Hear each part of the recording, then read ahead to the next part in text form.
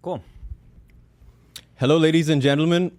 I am Sarthak, and this is True Kauling. Our guest today, Riley Simpson, has had a fascinating trajectory. Riley took 2 gap years before going to college, and in that time, became a mediator, broke into the film industry, became a real estate broker, started and sold a business called Right Hand Media, and then broke into tech. He is currently the chief of staff at Learn.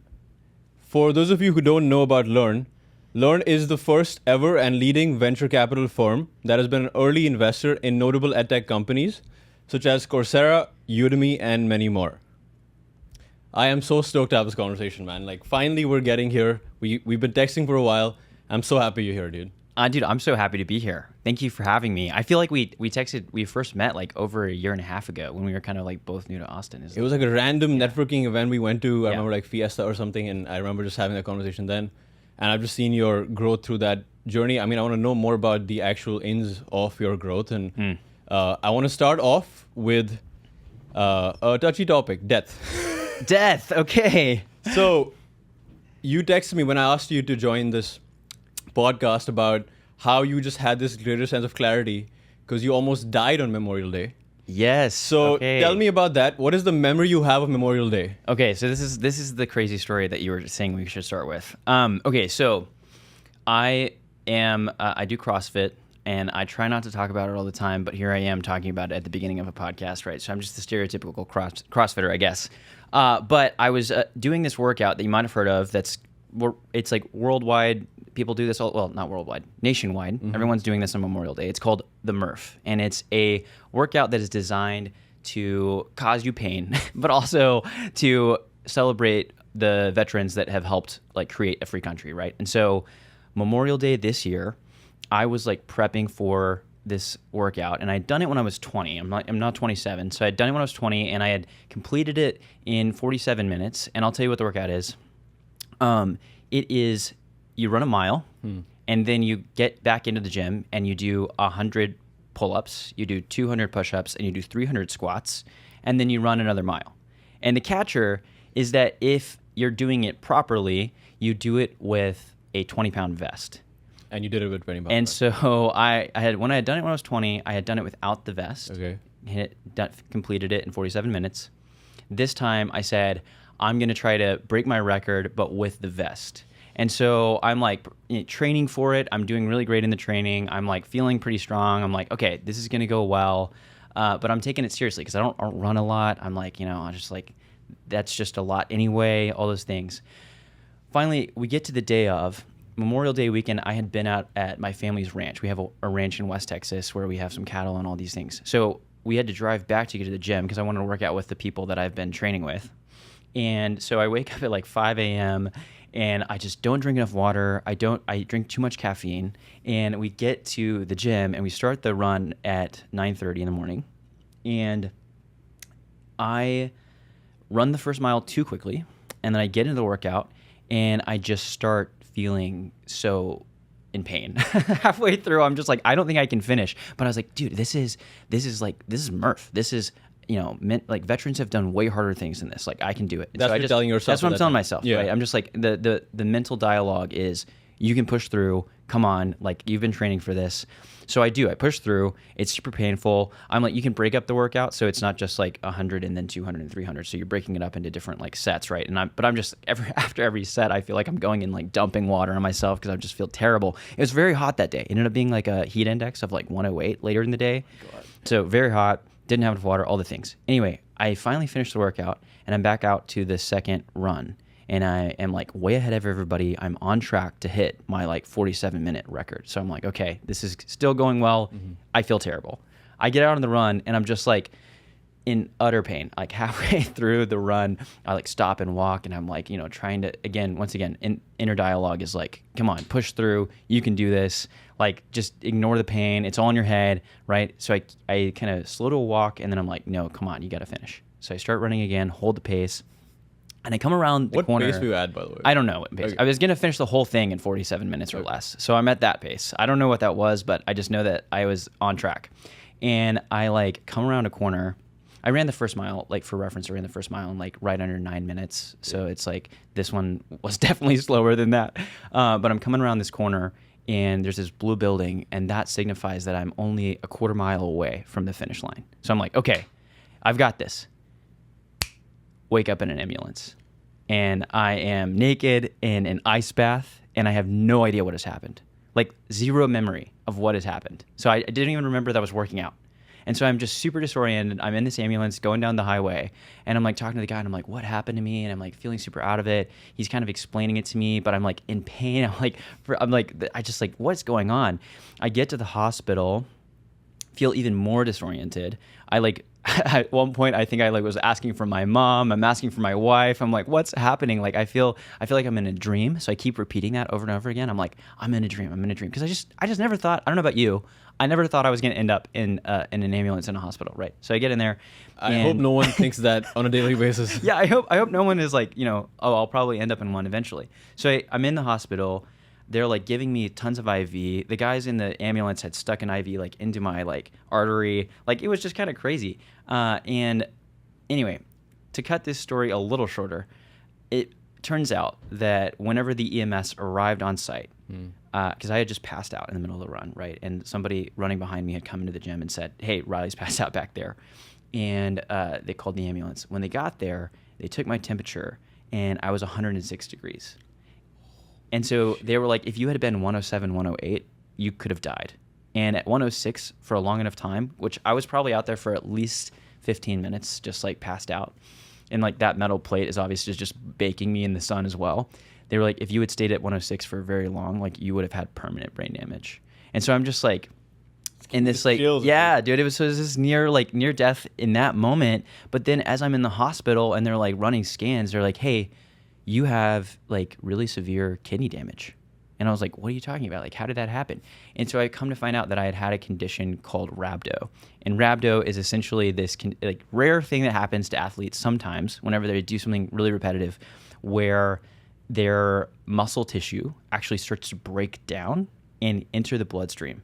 And so I had muscle tissue getting like shot through my kidneys, and it was just like tearing them up. And so they were like, that is also a potentially lethal condition. And so I had these like two back-to-back moments, all kind of in one, where I just like literally kind of became like got near death, and it was like super rattling. My wife was in the like emergency room with me. She was just like, hey, Riley, this is real. You're going to be okay. This is what's going on. I think she was like super calm, which is just incredible. Props to her. Her name is Molly. She's amazing. And so yeah, just really disoriented. The next like 4 days, I was just like throwing up from like nausea. It took forever to like recover. It took like 2 months before I felt back at it. Like this my was legs. In May, right? This was Memorial Day. May, right at the end of May. So man, it was a crazy, insane experience. That is wild. First of all, yes, I've had something like maybe 1% of that happened to me, which is like I went for a half marathon in India, and this past summer, and it was an evening run because you can't run in the morning. There's like no way in the summer you can run in the morning. Sure. It was 120 degrees. Oh my god. In Gurgaon, which is like the city I'm from, near Delhi. I thought we had it bad in Austin. I know, man. And again, this is all perspective here, right? Sure. Now we're talking about what it is like. Now you see on the other side what are the things that matter and stuff. And I remember I was like maybe mile 10 or 11, I started feeling super disoriented. I was running. It's like sweating my ass off. Yeah. There's like these fountains they have randomly, kind of like just like you run into this water fountain. So you kind of just feel energized for a second. And then right after I went through this fountain, I suddenly just felt like so weak. Like I could not move my legs. I somehow end up like walking over to like the last 1.5 miles or so. And when I am done, I just like collapse. Like I just collapse out there. My aunt was with me there. I remember she was running like a 5K that time, and she got so scared. She was like getting all the fruits possible in the area. There was like a vendor there, like, and I remember clearly. So this question that I have for you in this moment, because I had the same question for myself, was like, what really matters, right? Like, yeah, absolutely. So what was it for you? Like, what clarity did you get about what really matters to you in life? Yeah, man. That's a big one, and that's kind of where I was at. Like it was. Man, I almost died. Would I be happy with the way that I lived my life for the last like 8 months, a couple years, or would I have done something differently? And at the same time, I was coming up on my 27th birthday. And so it was kind of like already a reflective moment, right? Of like, what is my life about? And it just really confirmed for me and like brought back for me like the two things that I know are important. And basically beyond these two things, nothing else is important in my life. And those two things are to love God with all my heart and to love my neighbor as myself. And like those are the two things that just like hit me super hard upon like coming back of like, man, feel like I've spent the last like 6-8 months of my life in a little bit of like a selfish state. Like it's just so easy to get distracted by like what is like my life, how am I cultivating my life for myself? How am I like looking out for my own wealth, for my own fame, for all these different things, especially whenever you get into the world where a lot of people are in just insanely high caliber situations and have, built amazing companies and done incredible things. And that's the world that I've found myself in recently. But can you talk a little bit more about that world right now? Like just Yes. to give people an idea of like, what are the kinds of people you're hanging out with right now because of Learn? Sure. Like how do you feel in that environment? Yeah, absolutely. Yeah. So I would say, first of all, the managing partners at Learn, there's 3 of them. They're all just incredibly impressive. There's Evan, who has just like built multiple organizations and companies and just knows more people than anyone I've ever met. He's seriously the most networked person I've met in my life. Then there's Greg, who is just like this incredible adventurer and has like built several companies as well and like owned like Powder Mountain for a little while, the largest ski resort in America. Can you just pause on that moment for a second? Yeah. That's, when I was looking at Learn, Sure. And we talked at one role that had come up at some point, investment associate role or something Sure. a few months ago. And that's when I was looking at it and I was like, you don't just casually put in, I co-own Powder Mountain with Reed Hastings of Netflix. Right, yeah, because Reed Hastings did just come in and partner with him on that. Yeah. It's just wild. It is. It's a little wild. Yeah. So these are the kind of people, and then like Rob Hutter is the other managing partner, and he's just this kind of savant in the AI space, especially right now. Like when he was younger, everyone thought he was going to be the president. Like just has gone on to build great companies. So these are incredible people already. But then the cool thing is, at Learn we actually office at a place called Arena Hall. And Arena Hall isn't just a place; it's also a community, and it's a nonprofit that is kind of runs these different programming events. And it's something that I've got to help work on with Evan Baehr, who is the primary managing partner that I am chief of staff to. Mm-hmm. And so, man, that place, we're bringing people through there just every week that are just incredible. I mean, I'm talking like Bill Gurley, famous investor. Like we've got Dan Cathy, who is like took the Chic Fil A empire from like just doubled their revenue in his like tenure as CEO. Wow. You've got people who have run policy, who have been in really high positions in the state, who have run incredible companies, who have built or have like made movies. Like, I mean, there's just incredible people coming through all the time. Like a couple weeks ago, we had Brian Johnson, the guy who's like, trying to live forever and just don't die. He did a don't die brunch, right? Which, hey, don't die. It's a relevant word for you and me both. Exactly. So it's just been like this incredible place. And I think like the thing about all of that is like, looking at these people, it just is super easy to have this sense of like, man, I got to do something with my life. Like I am just like so behind or whatever the narrative might be. And it's really easy to get caught in that narrative. And I think that this kind of jolted me into a position of realizing I do want to do great things with my life, but the greatest things I can do come back to those 2 core things. Mm-hmm. And like those are the center of who I am as a human and like how I want to show up every day and make my presence like in the world is just like I want to be the person that is loving my neighbor, And so, yeah, I think it was just a call back to like, how do I form myself in those ways instead of being caught into how do I just like not compare myself to others all the time. And like so much of our conversation is going to be around this topic. I mean, God, purpose, like these, for people that are not quote unquote religious, it's like there's other words that have just come up for very similar things in my opinion. Yeah. Calling, purpose, God. Absolutely. Like all the same words, kind of going back to the same feeling of love. And I know that core to Learn's thesis is this idea that humans have extraordinary potential. Mm-hmm. And they just sometimes lack the resources or the opportunities needed to actually find that and realize their potential. Absolutely. How let's take you back to your childhood for a little bit. Sure. Like, where have you seen a glimpse? Like, were there any moments in your childhood like that really stand out to you that kind of showed you like certain gift that you had in your own life and maybe showed you a glimpse of your potential? Yeah, that's a great question. I think so. You had actually sent me a couple of these questions just to think on, and that question came along with like, how did your parents like remember you? Mm-hmm. So I just asked them. I just asked my parents like, hey, what did you remember about me as a kid, right? Oh. And the words they came back with were like, you were a peacemaker. You were always like, you had a huge imagination. You were a leader, I mean, even amongst your young peers. And they also were like, and you just played strategy games all the time. You were just obsessed with strategy. And I was like, that's fair. That's true. So those are all different things that they talked about. But a story that my mom actually reminded me of that I thought was interesting.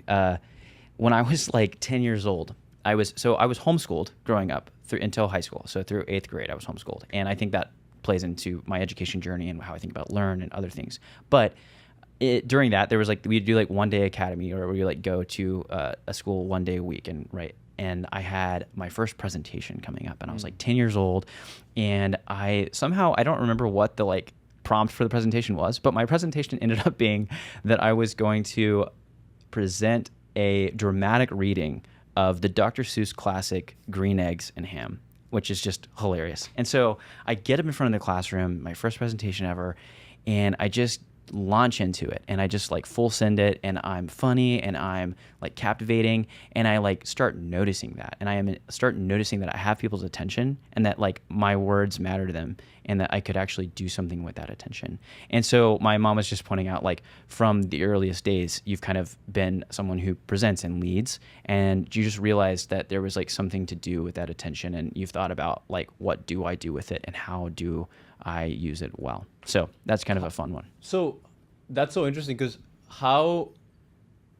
to give you an idea from my side as well, very similar story in a different context. I grew up, I switched just like one school when I was growing up. In 5th grade, my parents put me in a different school, which was a much smaller school than the one I was in before. And I was a new kid, like it was 5th grade, we were going into middle school. So I didn't know anyone in this school. In that class, we had a history class where the teacher wanted us to look into how elections take place in India. And so it was like this thing about, the project was like, whoever wanted to stand up could stand up as like a candidate for these mock elections. And so you could kind of go ahead, you do like the whole spiel, like campaigning for like a few weeks. We were like campaigning. Whoever wanted to stand up as a leader could campaign about whatever cause they were trying to go for. And then in the end, it would be like a democratic process where everyone would vote. Incredible. And that person would sort of become the winner for this class. And my mom was like, well, why don't you do it? And I was like, I don't know anyone. There's 0 people that are going to be even looking at my stuff. Like, why would they care, right? Like, they don't know me. There's one kid I remember who's now my best friend. He was like the most popular kid at that time. Sure. And I was like, there's no way. And she's an amazing communicator. And she like helped me write this speech. And like, I started practicing the speech, and I started like saying this out like every single day. And then we had this one day where we had to actually present this. And I started off with like a Martin Luther King, like, I have a dream. Like, amazing. I remember this. Great start. I remember this so clearly. And I remember as soon as I said, I have a dream, everyone just like looked and just paused there. And I feel like you had the same feeling where like you just know that people are there with you and they're sort of going on the journey. Yeah. And I just like think about like what was it about that moment that like made me go like, this is something that I am really good at. And so for you, like through the years then, how have you realized that you've been in a bunch of different industries? How has that skill kept on compounding in these different industries for you? That's a great question. I think at the core of it, humans are relational creatures that thrive on story. Like, our lives are comprised of story, right? And so across every industry, it doesn't matter what you're doing. People want to be a part of something that matters. And I think that most things that people do, they matter. It might be in a small way or in a big way. It might be in a way that doesn't like is often taken for granted, or it might be in a way that brings like fame and fortune. But the things that we spend our lives doing in service of others and in like order to further society, these things, they matter. And so people are hungry for people who can show them how it matters, for people that can cast a vision and can speak to like what their individual contribution like does for the greater whole. And so I think that what I found is across like filmmaking, across working in like venture capital or startups, working in even the service industry, when I was first starting out in just like the world, I was like a caterer for years, you know? And it's like, even then, like just showing people how their actions and their contributions like contributed to something. Like the catering example, it's like we did a lot of weddings. It's like, and I was a manager. I was younger than most people that were working for me. But if I could show them that like what we were doing actually contributed to the delight and joy of a wedding day, now they're a part of a greater story than just, oh, I scooped some beans and put them on somebody's plate. Yeah. Right. And so I think being able to tell stories and articulate meaning to people, that compounds everywhere you are, and it matters to every single person you'll ever encounter. So what are examples of people that you admire that are amazing at this, at storytelling? That's a great question as well.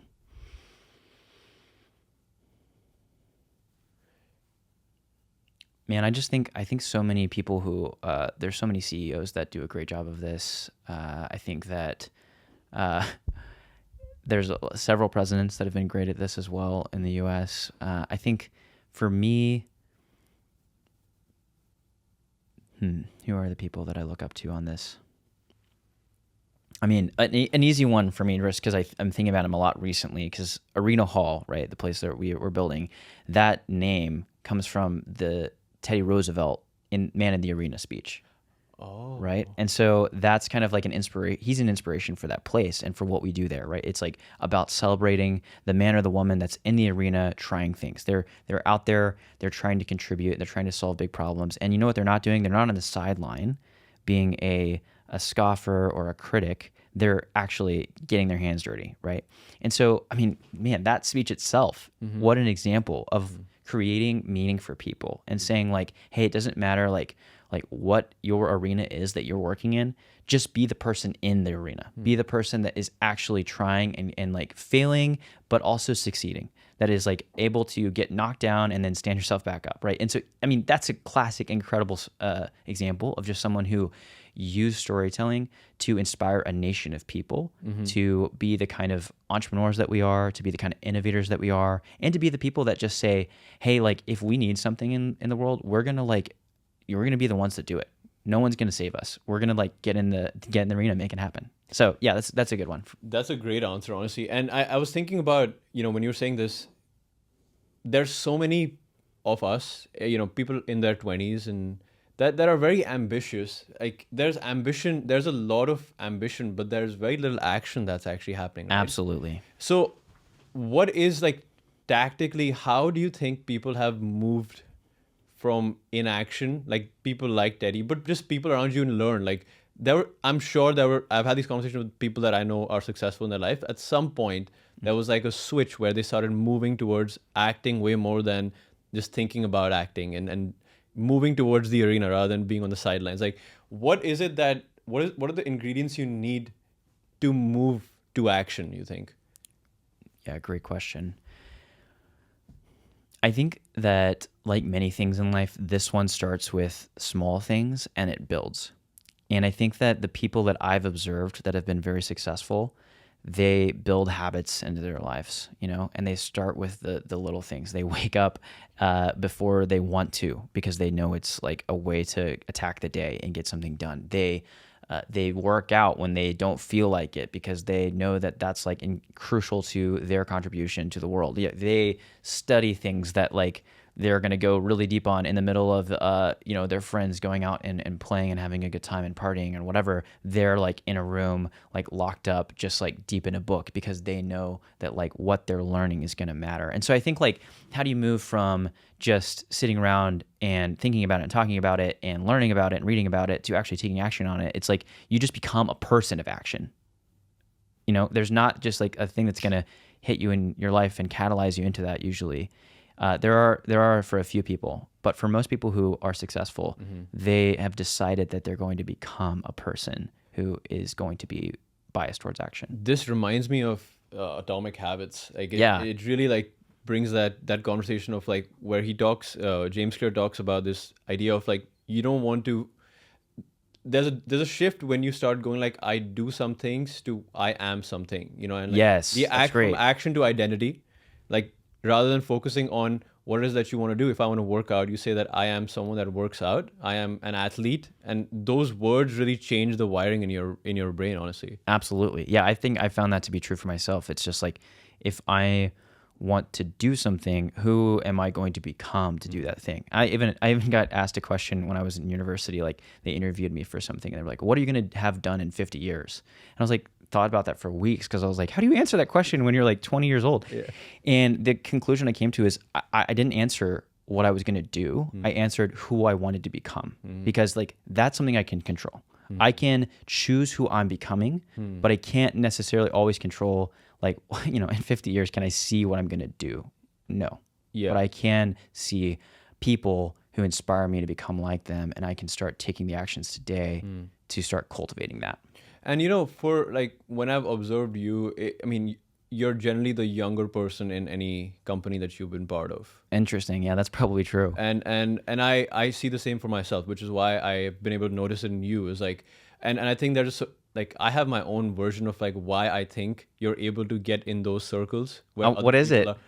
I want to first ask you because Okay. it's just like, what is it that you think you're doing right for other people that are probably like way ahead of you in the journey you want to take, to notice and also go like, hey, you should come on board with us. I think you're really valuable to this team. Yeah, that's a good question. I have a lot of thoughts on this. I think Yeah. when I was like during the gap year time of my life, it was really astonishing to me how easy it was to stand out. And I think that's actually a tragic thing because it means that our generation and like the young people today are just, I think they're just a sea of people that have kind of bought in, like who've just been raised as like consumers, and they've been raised as kind of like, I don't know, they're just in our culture in a way that they scroll on their phones. They don't know how to make eye contact. They don't know how to work hard, right? And so there's a sad thing about that. I think there is also some great things about our generation, but I think that the thing that helped me stand out is that I was a hard worker. I had like a great work ethic, and then I just like really, just did it. But that came from like my dad was like a contractor. Okay. And so like even, at really young ages, I was like out there like digging ditches and like just like learning to work really hard. So I just kind of had that gift of like my dad, instilling in me, what does it mean to work hard? So I was really good at working hard. But I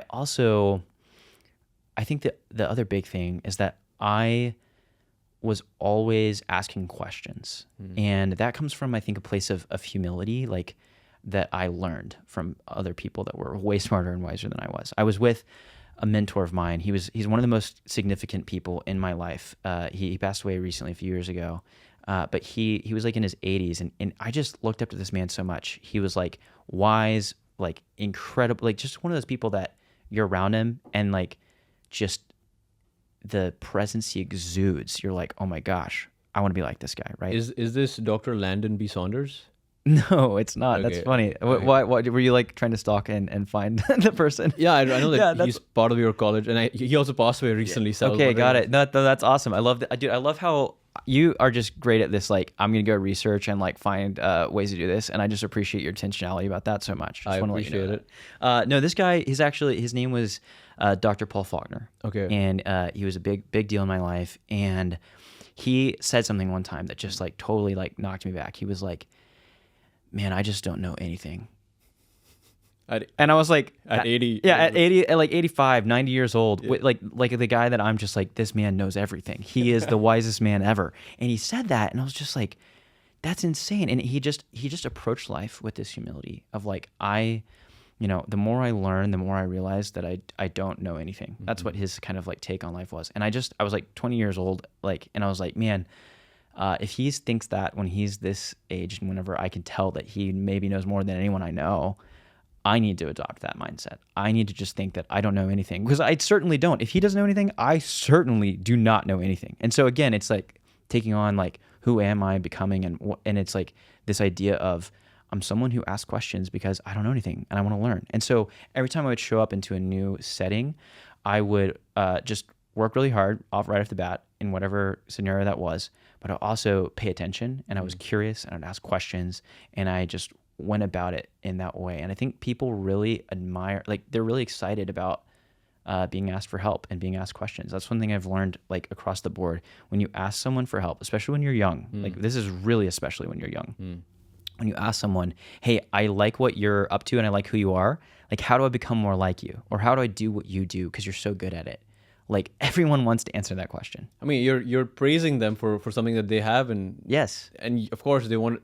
Everyone feels good about that. That's right. Why do you feel like people don't ask questions, like enough questions? Oh, well, I didn't used to ask enough questions. In high school, I was if you can believe it, I was a little bit shy. Like it was like I was just like, I was bullied a lot in high school. All these different things happened. But like in these classes where I would not understand what was going on, I wouldn't ask questions. Like I wouldn't ask my teacher like a question because I was afraid.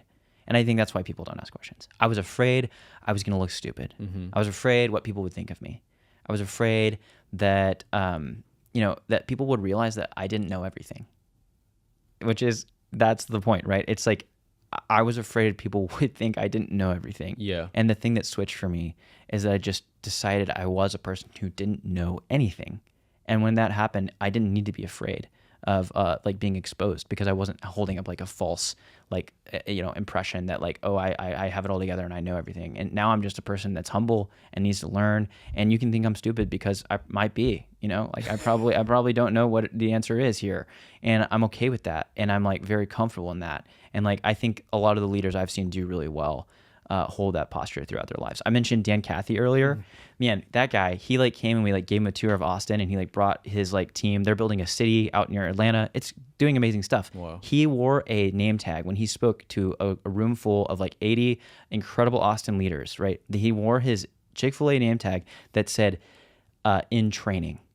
That man is like had been the CEO of the corporation for like 40 years. Like that man knows everything about the company, and he chose to wear a sign that said I'm in training. And I think that's just like the posture I want to hold as well, of like, how do I approach every situation as though I'm in training?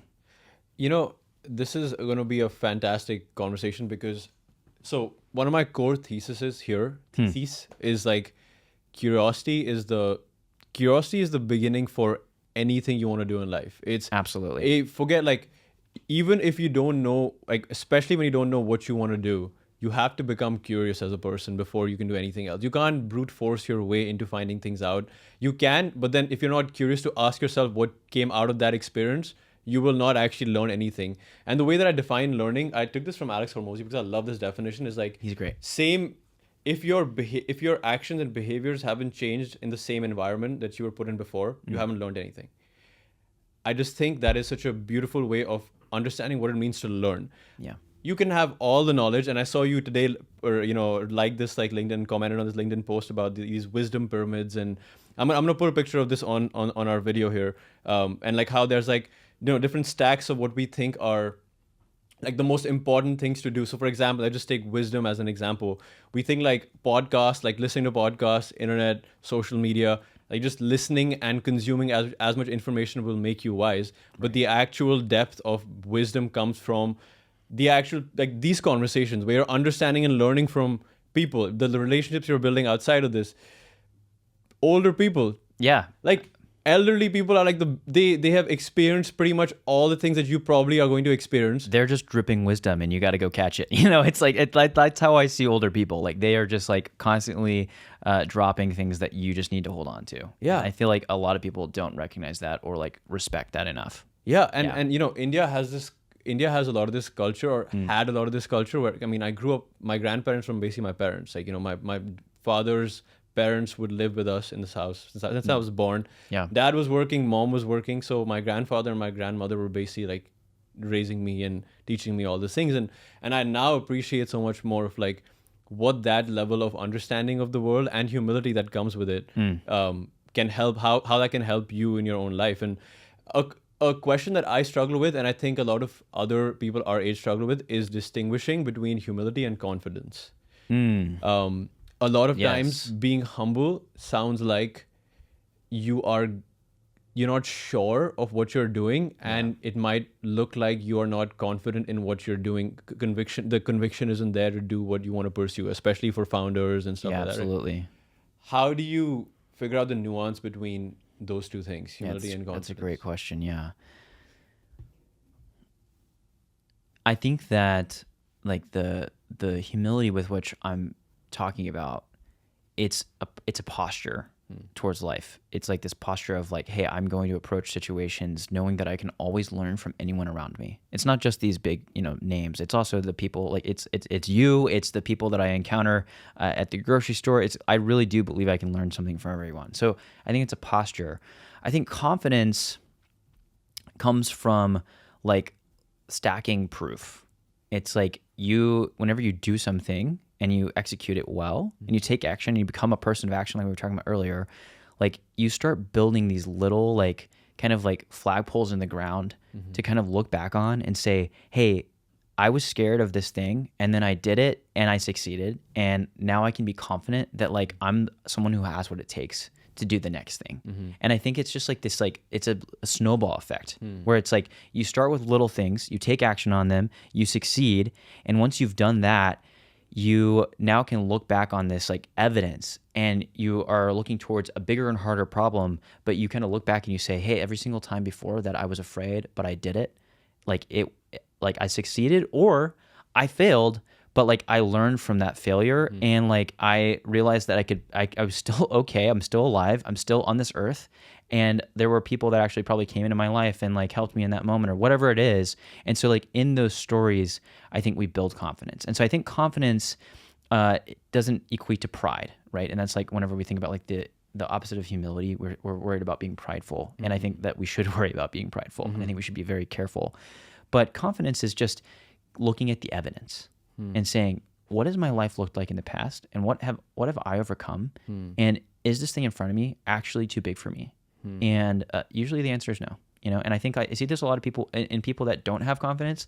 I love encouraging them and just saying like, hey, like look at your life, look at what you've done into this moment, and everybody has stories that they can look to and can be pointed back on and say, hey, look, whenever it was really hard, whenever you were in high school getting bullied, you made it through that, and you came out on the other side like being the person that you are, kind, and whatever it is. Or whenever you were in college and you thought you were going to fail because that one math class, and you made it through and you graduated, and you might not have had A's, but you made it. You did something really hard, and I think that's the thing that people need to look back on in order to gain confidence. So let's go into the college side of things then. So the decision making for the gap years, talk me through that. Just give me an idea of what it was you were thinking through in that time. Why were you contemplating a gap year versus going to college? Great questions. Okay, so I'm junior year of high school, and my parents pull me aside and they say, I'm the oldest of 4 kids, and they say, hey, we've worked really hard to give you a good life, and we hope that you have had one. And I absolutely did. My life was so rich in experiences, in relationships, in just like the wisdom of my parents. But they were like, in order to do that, we've made some sacrifices, and we like one of those sacrifices being like my mom stayed home and homeschooled us and things like that, right?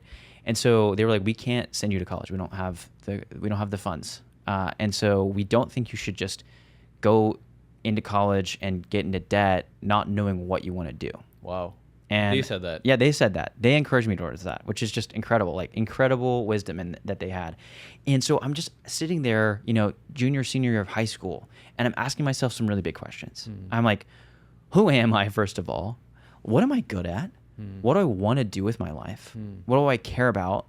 Like how do I even decide what I want to go study for 4 years? Because like that feels like a really big decision. And in this like situation I was in at the moment, it's like I'm gonna have to pay for it. Yeah. So like what is worth like the debt that I might go into? What is worth the time that I'm gonna go spend on this? Like for me to go do. And so I need to be reminded of your question, but like that's the mindset I was in of like, what does this like even look like? So I think you asked like how did I even Yeah, start thinking about a gap year. Yeah. This sort of how it happened. But then, what did you do from there? Like, what was the first step you took? So the first step I took is I started just doing some I had to back up why I was going to do a gap year, defend it. When we graduated high school, they did the thing where they brought in a bunch of just kind of professionals from their community, and they said tell them about your plans for the future. And all the parents around me had been you're going to do a gap year? No, you need to go to college, right? And so there was this narrative that I had to kind of decide on my why before I went into it. So I think always when we start something, we should always begin with our why. And so I did this kind of diligence on well, look, if you look at the stats, 51% of people who graduate from college are either underemployed or unemployed the first year after they graduate. If you look at it, there's even a bigger stat that 60% of students end up switching majors multiple times during their degree. And when you ask a high school senior, what do you want to do with your life? Only about 20% of them even have an answer to that question, and they're almost always wrong. And then the other 80%, they go and they get a college degree, and then they don't end up studying. They don't end up working in the field they studied in, right? So there's kind of this broken thing where we think that 18-year-olds have enough information about their life and the life that exists in the world to make this huge decision about their career, and they just don't. And so I kind of my first thing was getting clear on my why. And I was well, why am I doing this? It's because I need to figure out who I am and what I want. And so that was kind of the first step. And in order to start executing on that, I just was okay, well, how am I going to figure out who I am? So I went and took this aptitude test. There's this really amazing center called the Johnson O'Connor Center, and they do they've done hundreds of thousands of tests. They have incredible data, and they do this 2-day aptitude test where they come in and they say okay, interact with these this puzzle and try that, and then in this other test it's how is your pattern recognition, and another one that it's just all these different things that they're testing, right? And after you complete that, they give you a list of hey, here's the things that you would be good at, and here's the things that you could do but they're going to be hard for you. And with that kind of came a list of careers. And so we start with our why, then we get to know ourselves, and then I think a crucial point that you brought in is we get curious. And so I think you really have to start with curiosity if you're going to learn anything. And so I just looked at that list and I said, what am I curious about on this list? And what are the things that sound interesting to me? And the list was full of a lot of things. It said, you could try to do sales. You could try to do be a real estate agent. You could try to be a mediator. You could try, you could be a great CEO. And I'm well, I don't know how I'm going to try being a CEO, but I can try the other things. And so what I did is I looked at that list and I said, I'm just going to start trying these things. And so literally the week that I graduated high school, I went and started the Texas mediation licensing. So I had never heard of that until I saw this thing. What is that? Yeah, I had never heard of it until I took that test. Basically, instead of going to court, you could go to a mediator. So in almost every agreement you've ever signed, especially those user agreements for Facebook and whatever, they've probably got a clause in them that says before we go to court, we'll go to mediation. Interesting. And so a mediator is essentially a peacemaker. They're someone who sits in the room with two different parties, and it could be anything from corporate to your neighbors are quarreling to there's sometimes people do divorce mediation. There's all kinds of things, right? But the essential premise of it is that you get two people in a room that are in a disagreement, and you have a mediator who kind of facilitates a discussion with the goal of them ending up on the same page and having a way to walk forward. And so I went and trained in that right after I graduated from high school. I still I'm 19. I've got braces, all these different things. But that's what I started doing. I learned about myself.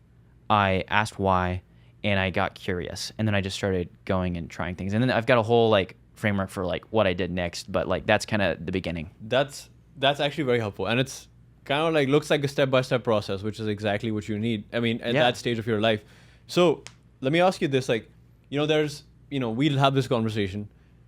There'll be someone out there. Let's say there's one person out there who's I am in high school right now, and I am thinking about not going to college, and this could be super helpful for them. But the majority of people still go to college. Absolutely. So I want to ask you, because now you've been in working pretty much for a couple of years. Right. What advice would you give to a smart, driven college student about how to enter the real world? What are some things they can do right off the bat to actually stand out? Yeah, absolutely. I think the thing that I'm noticing is that even when we've got students in college, like they are still asking some of those big questions that I like went through, like of like, who am I? What do I want to do with my life? And so I think the first thing is like, get clear on those questions. Like if you're in college and you don't know what you want to do, like you need to start like getting curious about the world. And I think that the way that this plays out is that once you've got curious about something, you need to go like kind of prototype it. And there's a lot of ways to do that. My number one recommended way is like when you're in college, you have like this like VIP pass. Like you have got this email address that ends in .edu, and like that is literally a VIP pass to a coffee, a lunch, a 15-minute call with just about anybody. Like I know people who have like, just give me the chills again. It's just true, man. It's just true. Like it's true, and I realized that because I was 21 as a freshman, so I was like looking around for like, how do you get value out of this thing, college? Like it's like, is it the classroom? And like the answer I came to was like, no, not really. Like it's like there are things you're gonna learn in the classroom that are great, whatever, but you can get the classroom like material like online. You can get this like the knowledge base online. What are you getting at college that's actually uniquely valuable? And it turns out there's a lot. It's like you're getting incredible resources, you're getting incredible like community of people that are also in this like mode of learning. But you also get just access to people. And so when I was in college, I just started like, if there was a professor on campus that I was like interested in their topic, even if they weren't a professor I was taking, I would message them and say, hey, could I buy you lunch? Or could I come to your office hours or get you a coffee? Like, I would just love to pick your brain. And they would always say yes. And I would come with good questions and I would learn from them. And like those relationships really helped me start like prototyping what am I really curious about? What do I really want my life to be about? And that carries over into your early career as well. It's not just in college that you can do this. It's also as you're graduating and you're saying like, what do I want to do? And you can do this as a student, and you can do this right after you're a student as well. It gets harder and harder the older you get to do this, right? Because it's just like people really care about young people. They really care about students. But what you can do is you can literally get on LinkedIn. I'm a super huge advocate of LinkedIn. We could have a whole podcast on just like how to use LinkedIn well. But I see you're pretty tapped into like the sales side of things as well, like just like how messaging goes and stuff. Sure. Like that. Like that's the sense I get is like how to write stuff. What is the kind of content that needs to be sent out to someone? How can you put it in the most succinct way possible? Totally. Yeah, I think that's something that I've studied a lot. It's just like how do you do copywriting well? I think that's part of like storytelling is like people want story and they want meaning, but most people are too busy to like sit and listen to you for an hour and a half like we're talking. So it's like how do you get them interested in the story you want to tell, right? So but I mean I don't even post on LinkedIn. I want to change that. But what I've found is like you can DM anyone on LinkedIn and you can just say something like as a student, I would be like, hey, I'm studying in university right now. I'm studying this topic and I would really like to learn about like your job and like what you do. Like that sounds really interesting to me, right? And then you just message 20 people that are in that role, and a few of them are gonna like respond back and say, sure, like I'll do a coffee with you, or I'll do like a little Zoom chat or whatever. And you just start networking that way. And so I think like the steps that I see it is like, first you need to know yourself. Then you need to like get curious about what's out there. Once you find something you're curious about, you need to go talk to people who are doing it. And like the first step is like those coffee chats. The next step is like you need to see if you can go job shadow someone. Like I literally had someone in my senior year of of college. I ended up kind of leading like really random, but like the president of the university had like a small venture fund, and he was like, hey, come lead this like venture that's not going well. And so I stepped into that, and that's a whole story in its own right. But there was a guy in the town I was in that was like a chief of product at a SaaS company, and I knew nothing about product, but I was like basically leading product now at this like little company that this president was building. And so I was like, I gotta figure this out. So I go to like lunch with him, and he thinks I'm trying to get a job, and so at first he's like really standoffish, but once he realizes I'm just there asking questions, which goes back to being curious, he starts being like, oh, how do I help this guy? And so he asked me this question. He's like, hey man, like I'm super open to help you anytime you want. Like anytime you have a question, you let me know. And I was like, you know what? I honestly don't even know what questions to ask you because I'm just so ignorant of this space. Would you just let me come to your office and like watch you interact with your team? And like I'm trying to figure out what a product roadmap is. Would you just like let me see your product roadmap? Is that like okay? And he was like, yeah. And that turned into a mentorship that lasted 2 years, where on every Wednesday I would go into his office and I would sit down with him and I would go through what I was trying to learn about product, and he would teach me. And man, I would just say, like, those are the kinds of experiences that you have to start like breaking into industries, or like start like really figuring out your career. Is you have to find mentors. So it's like, one, you got to know yourself, you got to get curious, you got to go start like talking to people about that, and then you go job shadow, or you go like get a mentor, and you just like start trying it. You start taking action on it, you know? This is pure gold. I'm not kidding. It's so easy to access in terms of the steps you have to do. It's literally about doing them at this point. Like, this is literally, you just defined exactly how you can reach out to anyone if you're a college student. You define how you can do that, the avenues to do that, and the ways that you can actually do that is, one, just to like start off with a coffee, but then two, which is I think what really is missing in the remote first culture of companies, which is like, if you're able to be in the room with everyone else, you can just by sheer like osmosis understand so much of how people operate. Yeah. Even if you don't ask them that direct question there, you can get so much because you're there in person with them. Right. But if you don't have that, this is the way to do it. It's like, just ask them if you can just be there like a fly on the wall, and just looking at what they're doing. Right. Yeah. Yeah. I think that's absolutely true. I think it's like, when you're around people, you absorb from them, right? And so like the environment that you're in determines so much about like your success and like what you're going to learn in the time that you're there, and like how you think about being a bias towards action, all these different things. There's so much psychology to back that up. And so I think finding ways to put yourself in the right environments is really important. I'm a big proponent of mentorship. And it seems like you are too. Is like the ability to be around people. It's sort of like, okay, this is the way I think about company building. In the end, you are, as a company, helping someone else outsource a job that they have. Yeah. Whatever you're doing, anything. It's like the jobs to be done framework. Framework. And when you are when you are there in a company, early in a company, or young, like a young person there, you are able to outsource from other people around you their thinking, and it's like it's right there in front of you. It's like you can always outsource something from people, and learning, I think, is just like a way to outsource information. Yeah, with people, with the internet in front of you, it's just a way to do that. So, the question I have there for you is, you've been able to go into all these different industries, and I'm sure you've been able to see how these professions run, and there's all kinds of things that you probably have picked up on how the film industry is versus like real estate and stuff. But what are some bad recommendations you hear in your profession? Interesting. About professional advice. What do you think is like just maybe does not actually apply to someone who's just getting into a career? Just bad advice in general? Yeah. What should you not do, I guess, is a question. As you're like starting your career, yeah. What should you not do? I think you should not take the safe bet.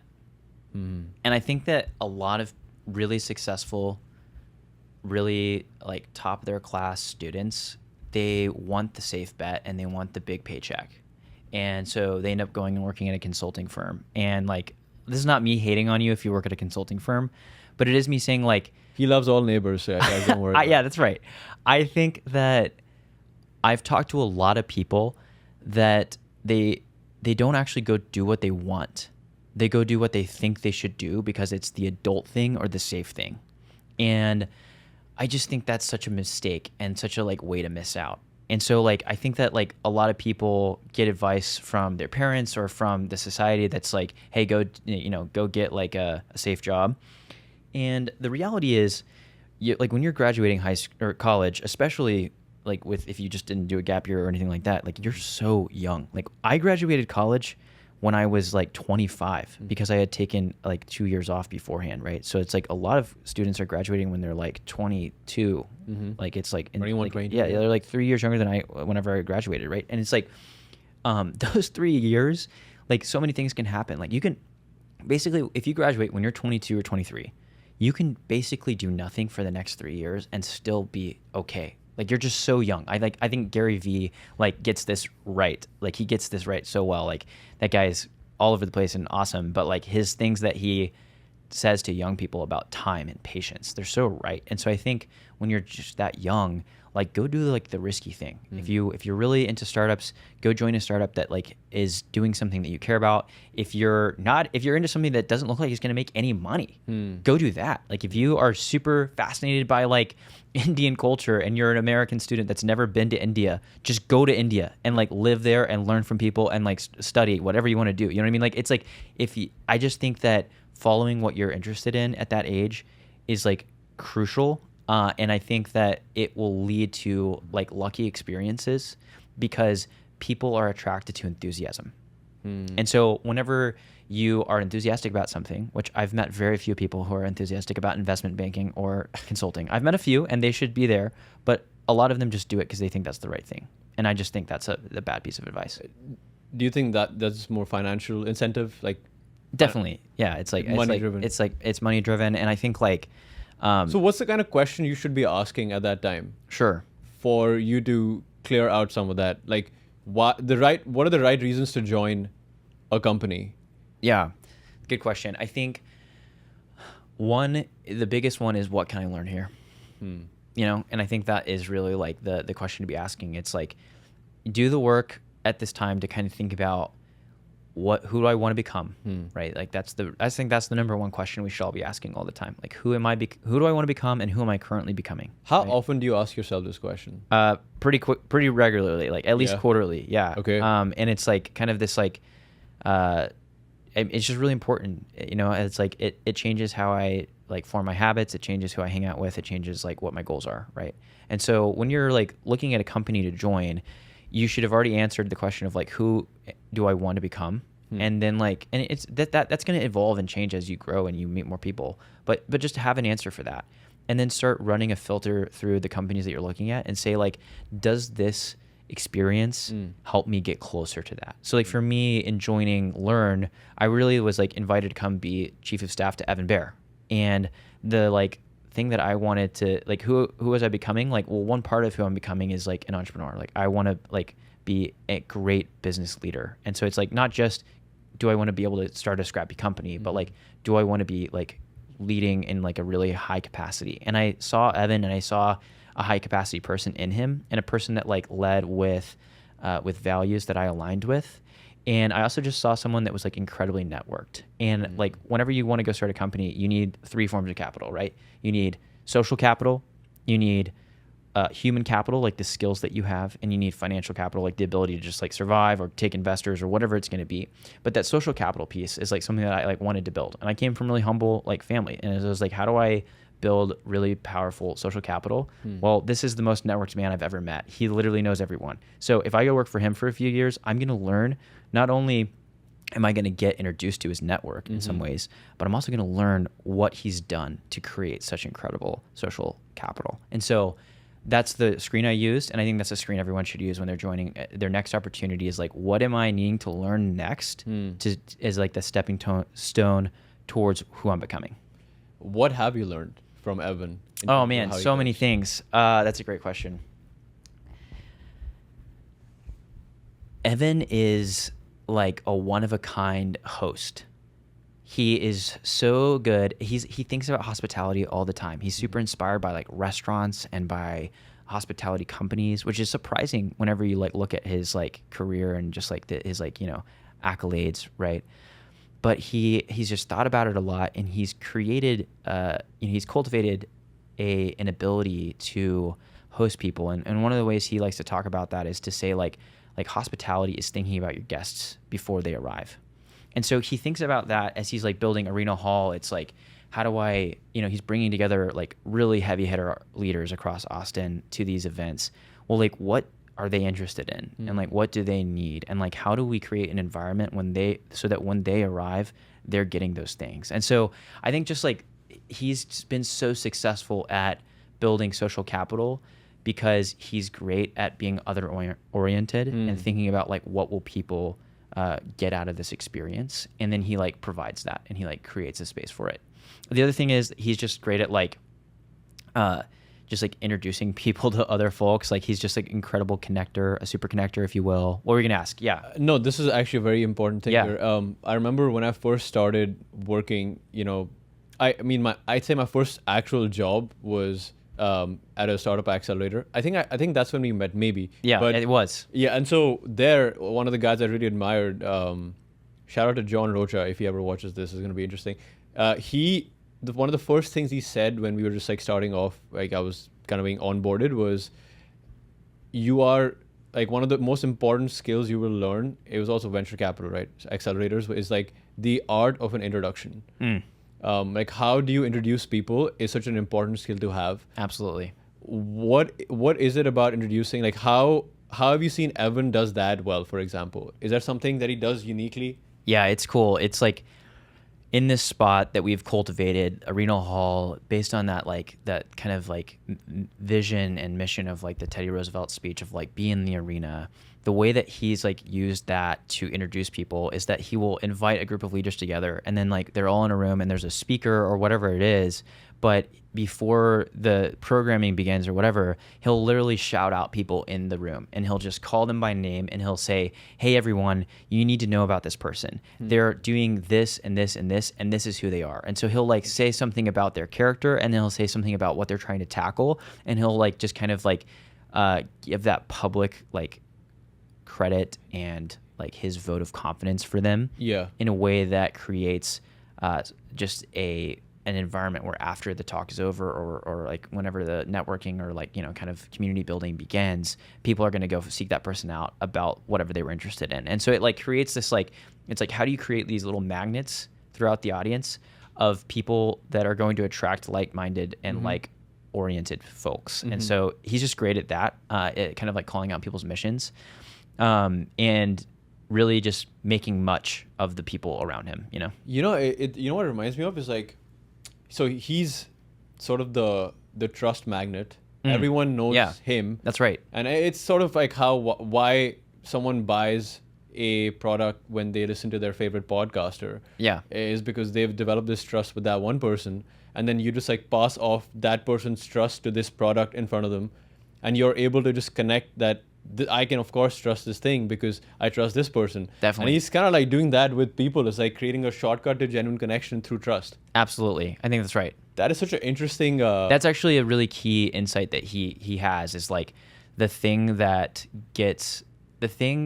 is most crucial to innovation, to a startup economy that thrives, to like getting deals done is trust. And so he focuses on that a lot. How do we create trust? And you're right, he like kind of lends his trust for others to them so that there's kind of like quicker trust built.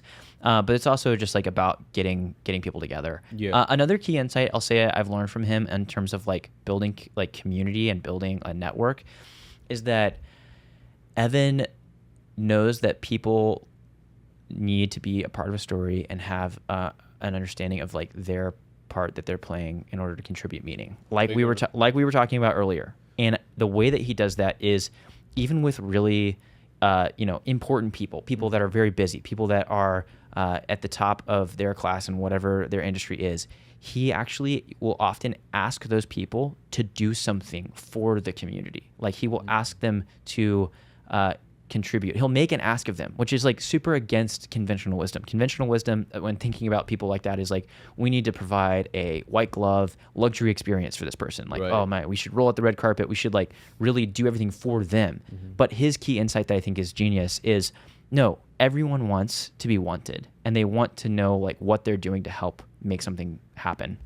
And so Evan actually, when he's doing anything that's like a community building activity, has a way for people to be participants rather than just observers and people that are in the crowd. And I think that's really, really awesome. That's huge. Have you ever been to the board walks here? Oh no, I bet they're so notorious. I want to go. I need to. You will. I think you'll find some amazing gems of insights there. Yeah, I would love to. It's a very similar. It's such a nonchalant way of connecting so many different people. Yeah. Elle is built. I've got an Elle on the not podcast, but we record an in-person event that I put up on my YouTube as well, and we talked about how she went about building the community for the boardwalks. Amazing. And it's just an insane, like, such small things. And the key insight for me in that conversation was, what if you want to start something and build a community where you get ambitious people together. It's a goal of mine to bring curious, ambitious people together. Yeah. Podcasting is a way of doing that one-to-one, but then a goal is to bring other people into this mix and kind of have these brainstorming things happening, kind of like serendipitously just because you're there. Yeah. And she said, like, you should think about what is a habit that you do every day that you can include someone else into. Oh, that's great. I love that. It's such a simple thing, right? Like you work out. I mean, that's a run club, basically. You want to run every day and you're just bringing other people together. Right. Same thing. You love having conversations with people. How can you bring people who love having conversations with other people together? Yeah, absolutely. Very simple framework. I want to ask you a little bit more. Now we're talking about Evan, about learn. Okay. So for people that have no idea about learn and its mission, sure, let's just give like a higher level picture of what is human flourishing that the way learn defines, and what is learn trying to accomplish. Yeah, that's a great question. So I would say learn as a whole, right? So just to give an introduction to the firm, it's been around for 15 years. It was started by Rob Hutter and Greg Morrow, and the initial kind of insight for them was like, there's this huge sector in education that's like it represents about 6 trillion as a total sector, and it's like completely undercapitalized. Like people are just not building companies in this space like they should. And their kind of insight was, as technology changes and as like mobile and all these things come together, like that's going to blow up. And so they took some bets, invested in companies like Coursera and Udemy, and like those like instincts they had proved true. As the firm has developed, the thinking around like education has also just expanded a little bit to include like human capital. And so like, what does it look like to invest in human capital? And so that's one that we actually borrow like the definition from the World Bank on. So it's like kind of like, how do we think about human capital? Well, we think about it as like the mental and physical health of a person, as well as like their education and skills and like their ability to like act upon that, right? And so like it's just like that's like the kind of comprehensive picture of like what the companies we're investing in are like about. And so we've got everything from a couple of companies that are changing the way that people think and learn about their food, like TrueMed, which is like using HSA funds to like help you pay for organic groceries, or your gym, instead of just like paying for preventative medicine or something like that. So it's really cool, all the way to very like classic ed tech companies like Coursera. So it's like all along the way, what are the different parts of the human that like they need to learn in order to develop that part of their human capital?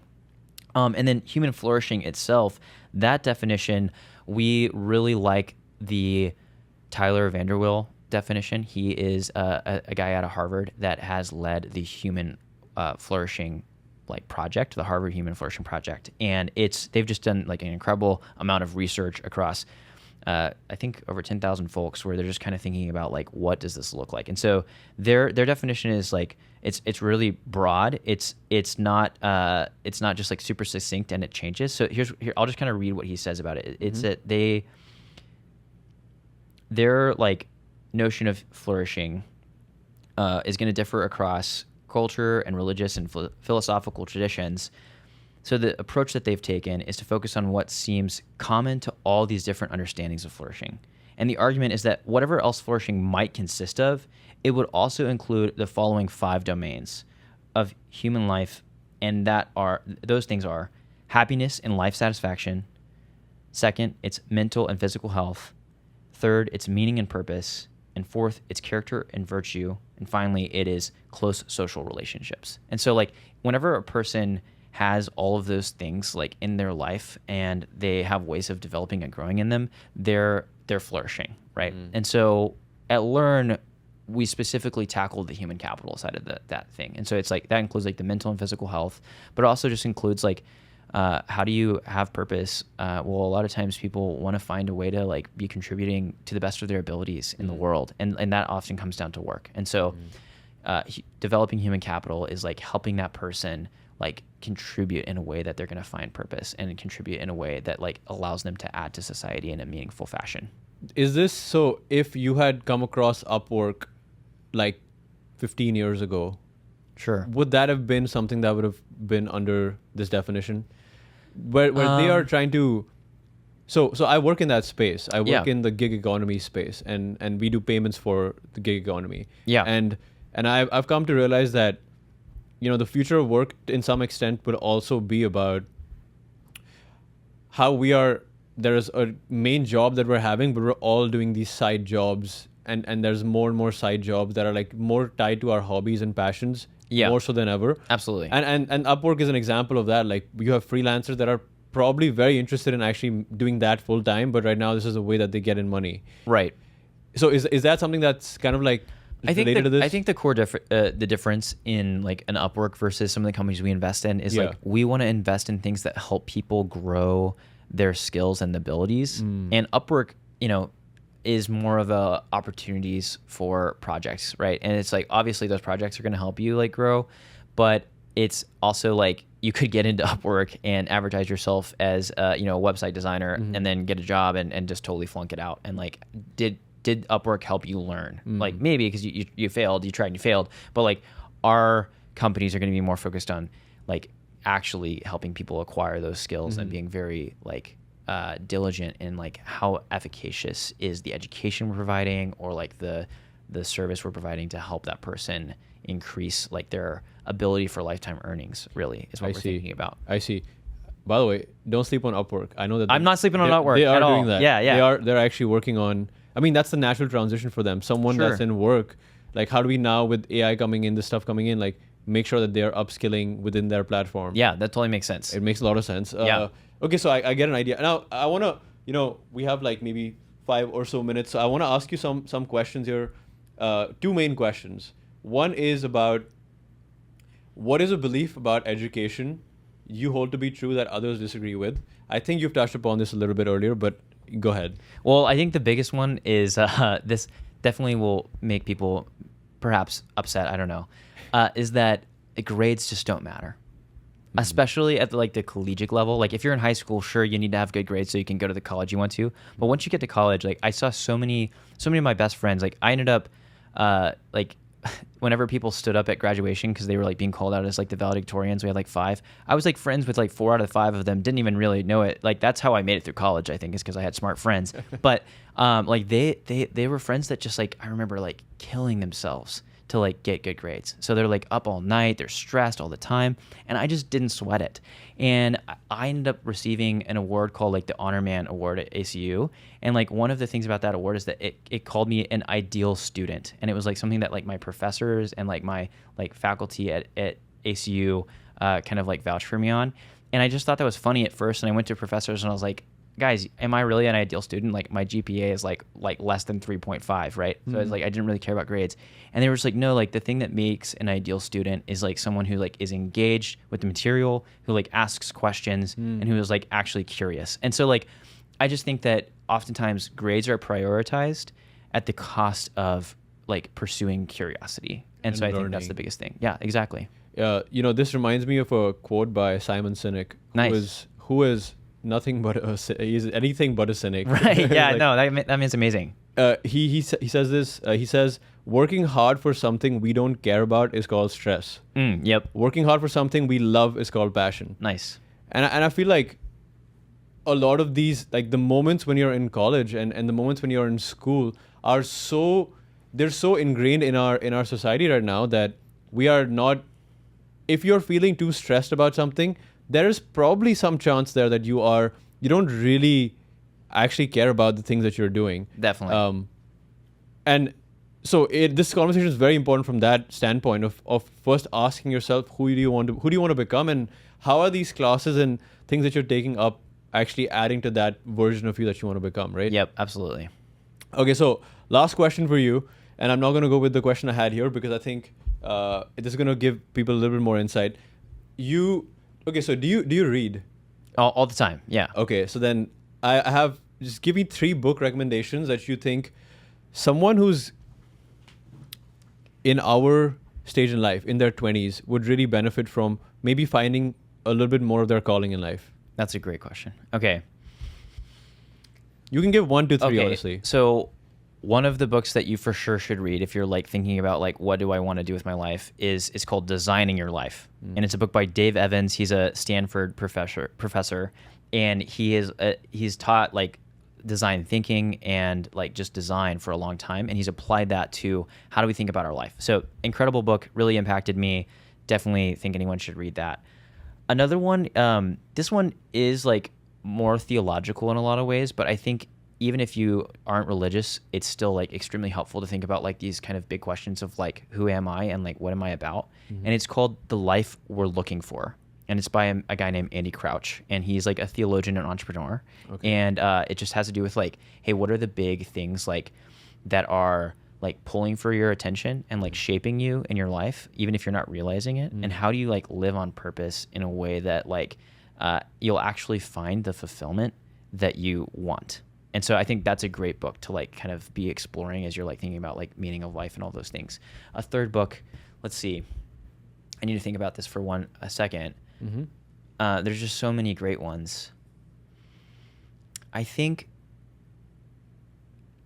maybe one that's just like an interesting. I'd probably pick a different one if I had a long time to think about it. But like this is a great book for anyone that's like really wanting to just do well in every setting. It's like Daring to Lead, and that's like Brene Brown's book. And it's like it's a great book because it just like goes into like what it takes to be a great leader and like what empathy looks like. And I think that even if you don't find yourself in a titled leadership position, you should read that book because you're going to be learning what it takes to like level up in every scenario you're in. And everyone can be led. It's like everyone can be a leader. Like when you're in a scenario, even if you're at the bottom of the totem pole and you're like a new associate in a venture firm or whatever, like the way that you approach relationships with other people, the way that you sit in meetings, the way that you handle conflicts, like you can lead in those scenarios. And so I think that book is like really great at like equipping anybody like with some tools that would help them.